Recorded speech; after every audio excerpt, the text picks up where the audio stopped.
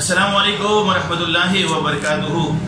ګرانو قدردانو ملګرو، دې ټیم کې د پېښور په ښار لاورۍ کې، خاص په لاورۍ کې یو داسې ملګري سره، بچپن ملګري سره یو ځای شوم، ملو شوم ورسره.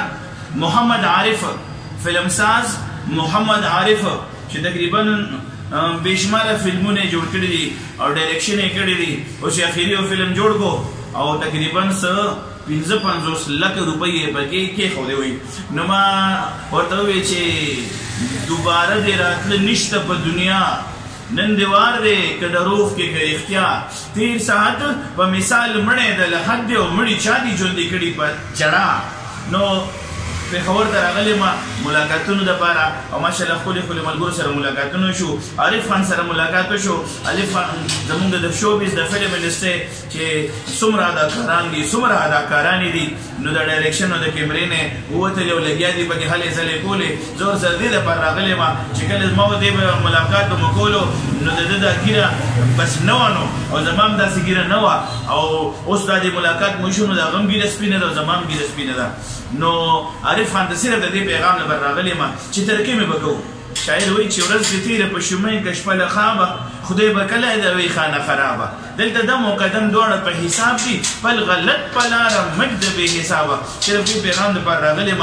او زه چونکې زما ملګری دی، ژوند مو تېر شوی دی، غلام رسول دی الله پاک وبخښي، اداکار او سی ډي کاروبار یې به ډېر ښه هلې ځلې وې. د دنیا نه لاړه ښه ملګري را لاړل، ترکیب مې پورې به دا هلې ځلې کوو. بس دې درخواست نه راغلی یم چې بس دی راځه چې راټول کړو. او تا سره دا خوا کې ماشاءالله کامران صاحب او ماشاءالله عثمان حنفي صاحب، دا کامران صاحب او عثمان حنفي صاحب له دې پکې یو ټچ راواخله. کامران صاحب السلام علیکم ورحمۃ اللہ وبرکاتہ.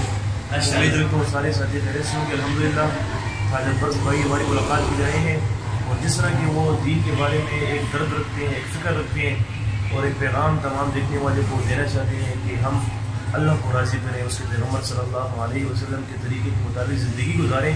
اصل میں پورے کے پورے دین کا خلاصہ یہ ہے کہ کامل مطابقت اور حسن معاملات، کہ اللہ اور اس کے رسول صلی اللہ علیہ وسلم کے ساتھ ہماری کامل اتباع ہو، طریقوں میں، عمل میں، افکار میں، افعال میں، ہر چیز میں. ہمارا اٹھنا بیٹھنا، سونا جاگنا، چلنا پھرنا، ہمارا آنا جانا، لوگوں کے ساتھ ملنا اللہ کی رضا کے لیے ہو اور اللہ کی خوشنودی کے لیے ہو. یہ پیغام لے کر آئے ہیں الحمدللہ، اور ہم سے ملاقات بھی کی انہوں نے. عامر کو اپنی جگہ پر، اپنے علاقے میں، اپنے شہر پر خوش آمدید کہتے ہیں.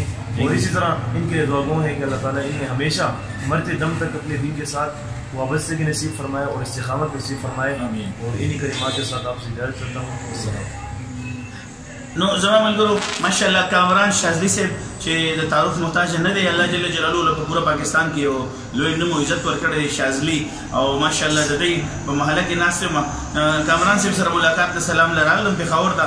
نو چې مې کته نو عارف ما نو عارف ته یم چې دیدن مې پورته ولی اوړو په قدر من نشنا میزان بې قدره کو. نو عارف ته زه دا وایم چې ډېر ملګري لاړل او موږ روان پته لګي نه چې کله به راځي. نو زه دې دعوت ته راغلی یم. زموږ د سیروزي جومات دلته کې راغلی دی، د دې ملګرو د سیروزي جومات نصرت ته راغلی یم. زما نه دې سره په جومات کې شپه ده. نو لومړنی خو دا دعوت دی چې سبا به انشاءالله د ورځې دې ملګرو سره به ته انشاءالله نصرت ورسره کوې. یو خدا شوه بیا که کله مکمل شو نو دې جومات تیارېږي چې د ماښام ډېر وخت به الله پاک توفیق راله راځي، غواړو به دې نه په یو 3 ورځې به ورسره انشاءالله دې دپاره راغلی یم. د زړې زمانې یاران یو او ډېر وخت پس ملاقات وشو. تاج اکبر صاحب زموږ ډېر خوږ ملګري دی، ډېر وخت خدای صاحب کېدل د خوب هم راپاڅېدم خو پیغام راته مې راوړو نو په ځان مې راوویستو او انشاءالله د دوی دا پیغام دا خو ډېر بهترین پیغام دی، خاص کر د امت مسلمه لپاره. او انشاءالله تعالی چې دوی په هر قسم مونږ په دې خبرو عمله کوو او انشاءالله د ده په راتګ باندې ما خو د اوس نه د څلورو میاشتو اراده وکړه. سبحان الله، ماشاءالله ماشاءالله.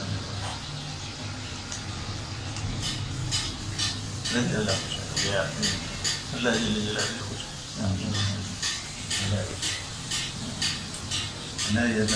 سره زما اسانګي هیڅ شانتي زندگی ده.